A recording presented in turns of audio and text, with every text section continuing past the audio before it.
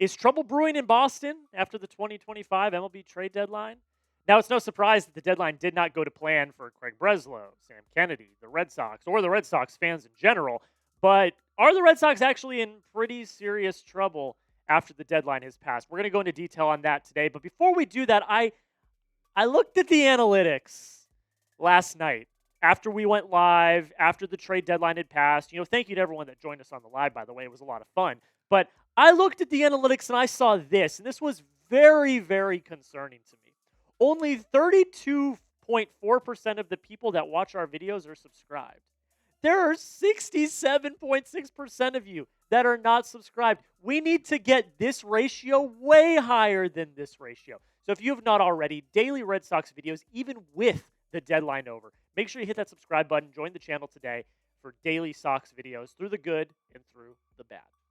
Let's take a look at the wild card standings. This is what we're talking about today. We are talking about the wild card. Are the Red Sox in danger of missing the playoffs this year? So this is how they look. You're in a favorable spot right now. You've got a game lead on the Mariners for the third wild card spot. The Yankees are only 2.5 games. They're a game and a half ahead of you. But you've got the Mariners and the Rangers nipping at your heels. And there are three teams fighting for four teams, fighting for 3 spots.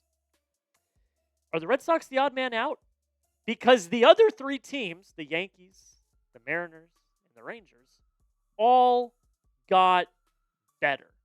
The Red Sox made 2 trades at the deadline. The first one happened the night before. Steven Matz. You traded away Blaze Jordan, top 20-ish prospect, and you get back Steven Matz, left-handed relief pitcher that they're going to take out of the bullpen. And then on deadline day, what many are calling an absolute panic of a move, you trade for Dustin May. You trade away James Tibbs and Zach Earnhardt. I still don't like this trade, but I went into full detail on that in yesterday's video, so go check that out if you will. But that's it. Those are the only moves you made.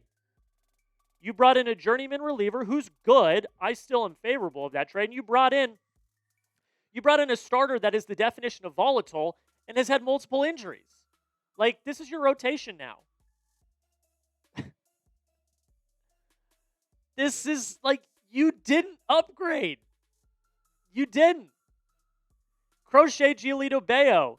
You add Dustin May. He's your 4 at best. And then Buehler and Fitz fill out that 5 spot. We were expecting a high-end upgrade here, and you didn't get one. And then you've got the issue of the bullpen. You've got 5 lefties as it stands in the bullpen. There's no reason, no way you're going to have 5 lefties in your bullpen. One of these guys is probably going to go down to Worcester for a righty. You're not going to carry 5 lefties in the bullpen. So while I like the Matz trade, it doesn't help you, really, with anything that you had. So this is a playoff team. The Red Sox going into the deadline were a playoff team. They were, yes, I will say that. The problem is that other teams got exponentially better than you did. And this is a problem we have seen over the last few years. Let's break it down one by one. Before we do that, though, I want you to get brutally honest with me. Grade the Red Sox trade deadline as a whole. A, B, C, D, or F. They trade for Steven Matz. They trade for Dustin May. I'm favorable on the Matz trade. I gave that a B. The Dustin May trade, I don't love at all. I felt like it was a panic move at the final hour for the Red Sox. So you do it. A, B, C, D, or F. Grade it for me down below in the comments.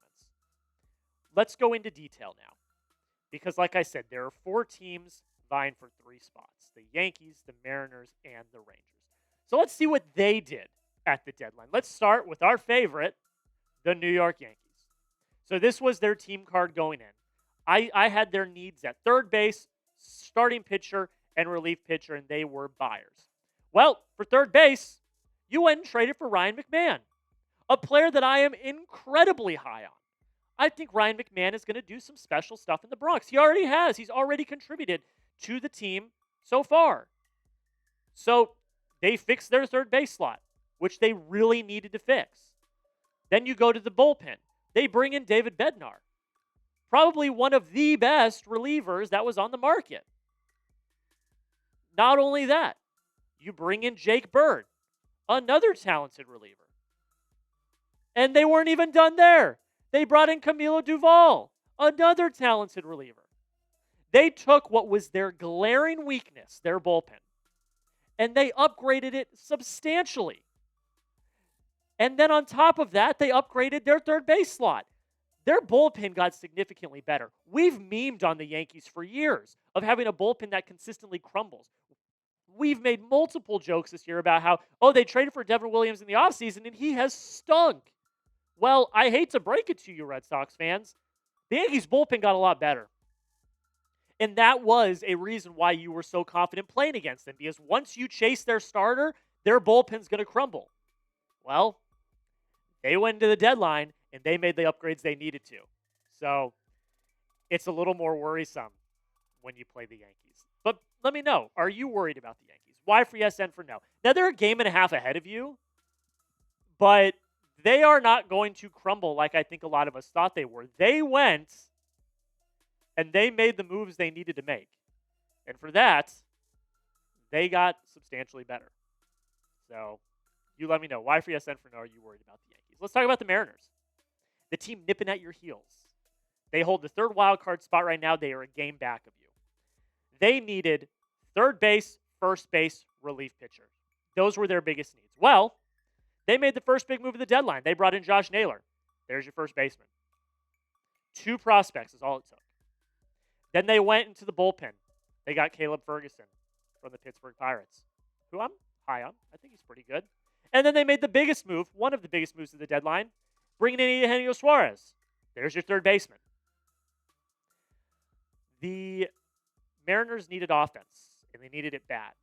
And they just brought in a third baseman who's got 30-plus home runs already this year. The Mariners needed offense. They got offense. They took the need that they needed, and they got exponentially better. That is how you become a good team. You take your weaknesses, and you upgrade them. The Yankees did it in the bullpen. The Mariners did it with the corner infielders in their offense. That's how good teams succeed in the league. You find the weaknesses. You make them better. Red Sox didn't do that. The Mariners did. And the Mariners, who are a half game behind you for that second wild card spot, they might not be in the next week or so. They might be ahead of you, which is something that, in my opinion, is incredibly concerning. You let me know. Do you think the Red Sox are a playoff team as it stands? And I'm not just talking about their team. I'm talking about, will they make the playoffs? If you think they do, like the video. I want you to show me. If you think that they are going to make the playoffs, even after the deadline, even after all these other teams have gotten better, hit that like button. Let me know right now. Let's talk about the Rangers. Rangers are a game back in the wild card. They lost to the Mariners last night. They're currently playing the Mariners in a 4-game series. That is a huge series for both teams. Their biggest needs were DH, catcher, first baseman. They didn't. Now, the difference here with the Rangers is they didn't really address their biggest needs, but they fortified the bread and butter, which is their pitching. They beat you out for Merrill Kelly. You were in on Merrill Kelly, and you lost. Rangers brought in Merrill Kelly to fortify already one of the best rotations in baseball. Then they bring in Danny Colon, relief pitcher, to fortify their bullpen. And they brought in Phil Maton to fortify their bullpen as well. So they already took one of their breads and butters, their bullpen and their rotation, and they bolstered them even more. And on top of that, their offense already was good. They've been hitting a stride as of late. Their fantastic rotation, gets even better. And that is scary. That is scary when you get to the end of the season. And any pitcher that they trot out there is good. You can't say that about Boston. You can't. You cannot say that about Boston. And they bolstered a bullpen that, probably could have used some help. You're always looking for bullpen help. And they just, they were fantastic.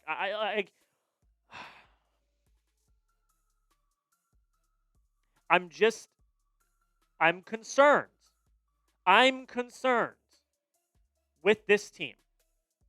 I'm concerned with the Red Sox. Because at the end of the day, while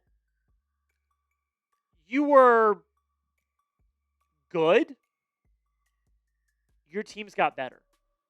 So what I'm trying to say in this entire video, while we're looking at the moves that the other teams made, it's the same crap, different year. You didn't get worse. Hell, you probably made incremental improvements. But everyone else, as we just examined, got substantially better. And this quote from Alex Cora is very telling. And this is from last year. This is what Cora said. Last year, or maybe in the offseason, one or the other, something. It happened in the past. Honestly, we didn't get better, Cora said, of the past 2 years. We stayed the same, and the teams around us got better. Are we living in Groundhog Day, folks? Because it happened again this year. You stayed the same, and the teams around you got better. Are the Red Sox a playoff team? Yes or no? Let me know down below in the comments. I'm going to say yes for now. Let's see how they come out against Houston this weekend. We'll see. I don't know. I'm worried because when you look at the starters, Cooper Criswell on Friday, Walker Buehler on Saturday, Dustin May makes his Red Sox debut on Sunday. The one word that I say when I see this is yikes. This might be a rough weekend, Red Sox fans. Correa's was en route to Boston yesterday. This might be a rough one, folks. And you might be out of that wild card spot really freaking quickly. That's it, guys. That's where I'm going to end it. Thank you all so much to everyone that watched all the videos, the shorts, joined us on live yesterday. It was a lot of fun. Even though we're all pissed off that the Red Sox didn't make moves, we still love this team through the good and through the bad, and that's why you should subscribe, because I'm still going to be here tonight with a short recapping Game 1. I'll be back tomorrow morning with another full-length video talking about everything you need to know around the Red Sox. That is my guarantee to you. And as the Red Sox are making a playoff push in September, I think we might have some watch parties coming down the pipeline as well. So don't miss out. Hit the subscribe button. And remember, there's only like 32 of you that are subscribed. The rest of you need to change that. Hit that subscribe button right now. And until next time, go Sox.